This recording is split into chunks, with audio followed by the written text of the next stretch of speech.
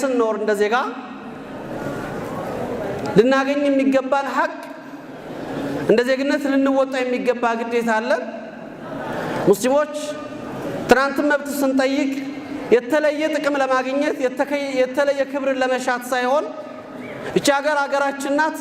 በሀገራችን ላይ የእምነት ነፃነት ተከብሮ በነፃነት ዲናችንን ኤክሰርሳይዝ እንድናደርግ ወይም ደግሞ ዲናችንን አላህ ባዘዘንና ነብዩ መሐመድ ሰለላሁ ዐለይሂ ወሰለም ባስቀመጡልን መንገድ እንድንፈጽም ነው ጥያቄያችን።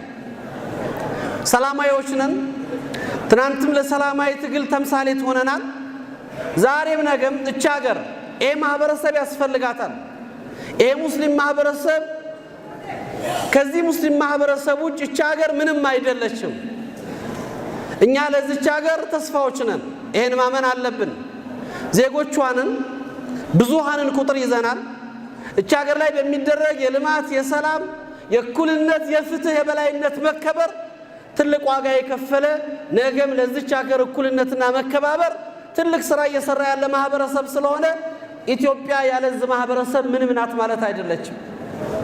ይዘን እንዳጠቃላይ ይሄ ከሆነ እንደ ሙስሊም ከኛ ምን ይጠበቃል? ምን ሆነን መገኘት አለብን?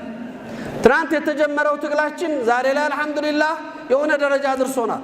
ነገር ግን የሚቀሩን ልናገኝ የሚገባቸው ሐቆች ሰፊ ናቸው።